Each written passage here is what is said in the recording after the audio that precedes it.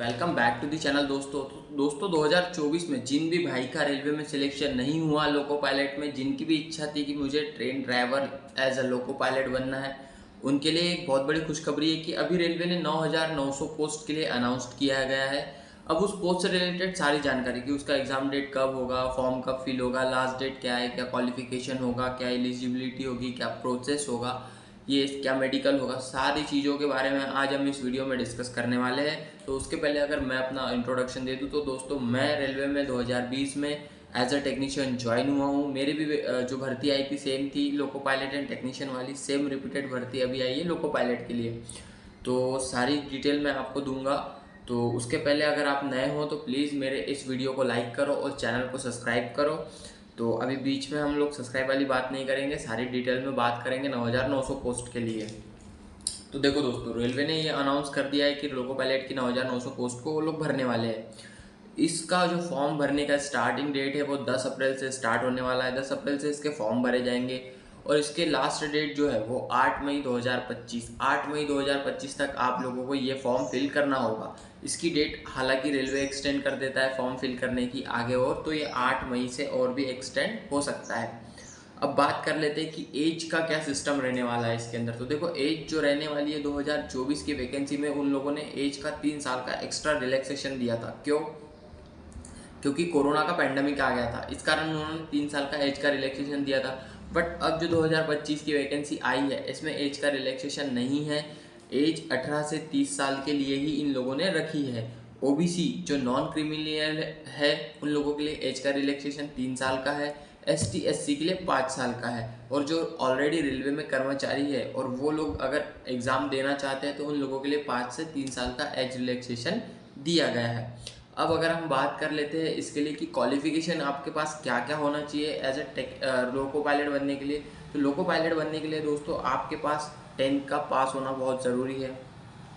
10th पास होने के बाद दोस्तों आपका आईटीआई होना ज़रूरी है। एक तो आपका आईटीआई एससीवीटी से होना चाहिए या एनसीवीटी से होना चाहिए। एससीवीटी मतलब state council vocational training centre, और एनसीवीटी मतलब national council vocational training centre से होना चाहिए। ये डिपेंड, इससे कोई फ़र्क नहीं पड़ता कि आपने आईटीआई गवर्नमेंट से आईटीआई से की है या फिर प्राइवेट आईटीआई से की है, बस आपके पास आईटीआई का सर्टिफिकेट होना चाहिए। अब जिन लोगों के पास आईटीआई का सर्टिफिकेट नहीं है तो उन लोगों के पास बीई या बीटेक की डिग्री होना चाहिए, जो मैकेनिकल, इलेक्ट्रॉनिक टेलीकम्युनिकेशन इन सारी ब्रांचेस से रिलेटेड होना चाहिए। अब बात करते हैं कि क्वालिफिकेशन में भी आईटीआई किन किन पोस्ट से किया, किन किन ट्रेड से किया है, तो वो लोग ही लोको पायलट के लिए एलिजिबल है। ऐसा नहीं है कि आपने सिर्फ आईटीआई कर लिया तो आप एलिजिबल हो, ऐसा नहीं है। तो अगर आपने इलेक्ट्रिकल फिटर, ट्रैक्टर मैकेनिक और अपना डीजल मैकेनिक और टर्नर मशीनिस्ट से अगर आपने आईटीआई किया है तो आप एलिजिबल हो। मतलब 14 से 15 ट्रेड जो होगी वो एलिजिबल होगी इसके लिए। उसकी सारी डिटेल जब फॉर्म फिल करने को आएगा तब सारी ट्रेड्स की डिटेल आ जाएगी। बट अगर आप वेल्डर हो तो आप इसको नहीं भर सकते। अगर आप ड्राफ्टमैन हो तो आप इसको नहीं भर सकते हो, भले ही अपने आईटीआई कर रखा हो। तो ये होगी क्वालिफिकेशन की बात। अब बात करते हैं हम लोग कि भैया जो लोग विकलांग हैं वो लोग क्या इसके लिए एलिजिबल है। तो दोस्तों, विकलांग लोग इसके लिए बिल्कुल भी एलिजिबल नहीं है, और जिनकी हाइट 4 फीट 10 इंच है वो लोग भी एलिजिबल नहीं है, क्योंकि इसमें हाइट का क्राइटेरिया होता है। अगर आपकी हाइट ही नहीं हो, सामने का नहीं देख पा रहे हो व्यवस्थित करके, तो आप ट्रेन नहीं चला सकते हो। और बाउंड मतलब अगर आपकी हाइट कम है तो आप एलिजिबल नहीं हो। अगर आपका आई का विजन 6/6 है, नहीं है, तो भी आप नहीं हो, क्योंकि इसमें जो मेडिकल कैटेगरी का स्टैंडर्ड लगता है वो लगता है A1 कैटेगरी का।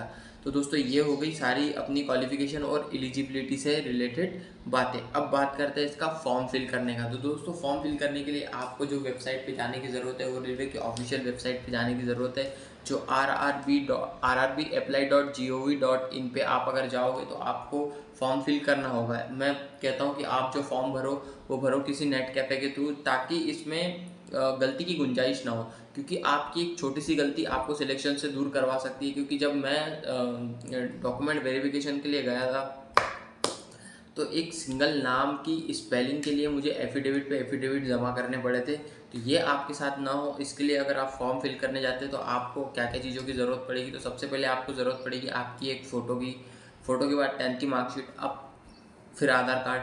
तो 10th की मार्कशीट में जो नाम है आपका, वही नाम आप फॉर्म फिल करते समय देना। आधार कार्ड में जो नाम है वो मत देना। आधार कार्ड का नाम आप चेंज कर सकते हो, बट 10th की मार्कशीट का नाम चेंज करते करते आपका समय भी निकल जाएगा और सिलेक्शन भी निकल जाएगा। उसके बाद लगेगा आपको आपका एक जीमेल आईडी, आपको लगेगा एक फ़ोन नंबर जिसके थ्रू आपको रेलवे अपडेट करेगा कि कब क्या एग्ज़ाम है, क्या क्या मॉडिफिकेशन के लिए आप एलिजिबल हो। तो रेलवे के लिए आपका एक ईमेल आईडी एक्टिव वाला और एक फ़ोन नंबर होना बहुत ज़रूरी है। और लगेगा आपको आपका आधार कार्ड, 10th की मार्कशीट और ITI का मार्कशीट, या फिर आपने जो भी रिलेवेंट ट्रेड या फिर BE BTech किया है उसका एक सर्टिफिकेट आपको लगेगा फॉर्म फिल करने के लिए। अब फॉर्म फिल करने के बाद आपकी 5 से 6 महीने के बाद आपको एक एग्ज़ाम डेट आएगी, जिस डेट पे आपका एक एग्ज़ाम होगा जो होगा CBT 1। मेरे टाइम भी CBT 1 CBT 2 हुआ था। मतलब वेरियस टाइप के एग्ज़ाम्स होते हैं जिसमें CBT 1 होगा आपका सिर्फ क्वालिफाइंग नेचर। आपको CBT 1 को सिर्फ क्वालिफाई करना है। CBT 1 क्वालिफाई होने के बाद आप एलिजिबल हो जाते हो CBT 2 के लिए। CBT 2 के जो एग्ज़ाम होगा, CBT 2 के एग्ज़ाम में आपको 2 एग्ज़ाम होंगे। फर्स्ट एग्ज़ाम में आपको स्कोर करना है, और जो सेकंड एग्ज़ाम होता है वो एग्ज़ाम स्ट्रेट टेस्ट होता है, जिसमें सिर्फ आपको वो एग्ज़ाम को सिर्फ पास करना होता है, एक सर्टेन नंबर लाने होते हैं। उसके बाद आपकी मेरिट बनती है। उसके बाद जो होता है आपका होता है एप्टीट्यूड टेस्ट। एप्टीट्यूड टेस्ट होने, ये लोको पायलट के लिए ज़रूरी होता है, टेक्नीशियन के लिए एप्टीट्यूड टेस्ट नहीं होता है। एप्टीट्यूड टेस्ट होने के बाद जो होता है इसको काइंड ऑफ साइको टेस्ट भी कहते हैं, क्योंकि जब आप रेल चला रहे हो तो आप पे इतने सारे लोगों की जिम्मेदारी है, पीछे से मालगाड़ी है, रेलवे है, और भी ट्रेन आना जाना है। तो आप कैसे स्मार्टली डिसीजन ले सकते हो, आपका प्रेजेंस ऑफ माइंड क्या है, इन सारी चीज़ों के लिए आपका एक psycho test as well as aptitude test लिया जाता है, जिसको आपको क्वालिफाई करना होता है। ये सारा हो जाने के बाद आपका होता है एक मेडिकल टेस्ट। मेडिकल टेस्ट इसका हार्ड होता है as compare to technician. Technician का नॉर्मल होता है, पर इसका जो लोको पायलट का मेडिकल टेस्ट थोड़ा सा हार्ड होता है। अगर आप फिजिकली डिसेबल्ड हो किसी चीज़ के लिए तो आप क्वालिफाई नहीं कर पाओगे इस चीज़ के लिए। आपका आई का विज़न 6/6 होना ज़रूरी है, कलर ब्लाइंडनेस नहीं चलेगा। और अगर आप इन केस ऑफ हाइट भी कम है तो भी नहीं चलेगा। और सबसे बड़ी चीज़ बात इसमें है कि अगर आप मान के चलो ये सोचते हो कि मैं कुछ भी सर्टिफिकेट है फेक बता के ले लूँगा, तो वो बिल्कुल आपको बाहर कर देंगे, और हो सकता है कि आप पे फोर्जरी का केस भी लग जाए। तो ये गलती नहीं करना। तो अब मेडिकल टेस्ट होने के बाद आपकी बनेगी मेरिट लिस्ट। मेरिट लिस्ट बनने के बाद आपको डॉक्यूमेंट वेरिफिकेशन के लिए बुलाया जाएगा, जहाँ पर अलग अलग जगहों पर आपके हर एक डॉक्यूमेंट को क्रॉस वेरीफाई किया जाएगा। डॉक्यूमेंट वेरिफिकेशन के बाद आपको घर भेज दिया जाएगा। उसके बाद आपका आएगा ज्वाइनिंग लेटर।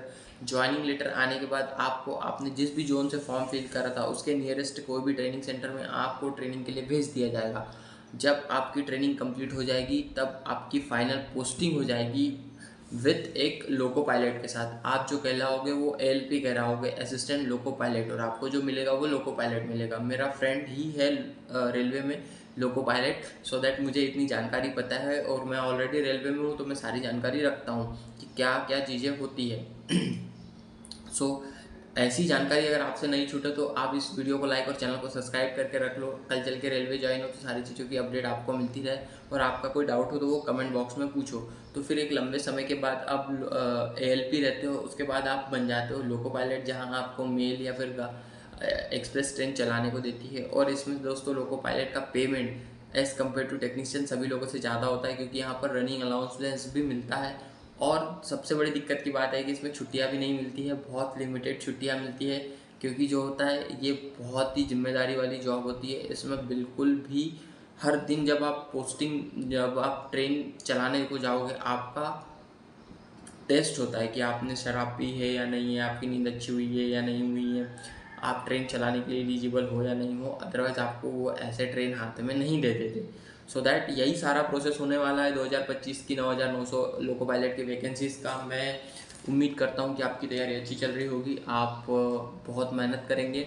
और एक नई चीज़ कि इस वैकेंसी से रिलेटेड मैंने साइंस जीके साइंस और GS के लिए मैंने एक अलग डेडिकेटेड चैनल बनाया है, जिस चैनल पे सारे प्रीवियस ईयर में जो क्वेश्चंस पूछे गए उन सारे क्वेश्चंस को PDF की फॉर्म में बना के 50 से 100 क्वेश्चंस का मैं एक वीडियो बना के आप लोगों के लिए उस चैनल पे लाता हूँ, जहाँ आप उस वीडियो के थ्रू जब भी खाली हो, ट्रेन में हो या फिर सफ़र कर रहे हो, खाना बना रहे हो, पढ़ रहे हो, जो भी कर रहे हो, कान में ईयरफोन डालो, उस वीडियो को लगाओ और वो वीडियो देखो, विजुअलाइजेशन के थ्रू वो चीज़ें ज़्यादा याद होती है। मैंने खुद से तैयारी इसी तरह की थी, इसलिए मैं आपको सजेस्ट कर रहा हूँ। और वहाँ जाके उस वीडियो को लाइक, चैनल को सब्सक्राइब करो, अपना प्यार दिखाओ, ताकि मैं ऐसी वीडियोस और लाता रहूँ। उस वीडियो की लिंक इस चैनल के डिस्क्रिप्शन में है, जाके चेकआउट करो। और best wishes for your loco pilot journey के लिए।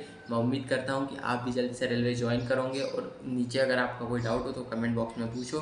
तो मिलते हैं ऐसे इंफॉर्मेटिव नेक्स्ट वीडियो के साथ। तब तक के लिए इस वीडियो को लाइक और चैनल को सब्सक्राइब कर दो।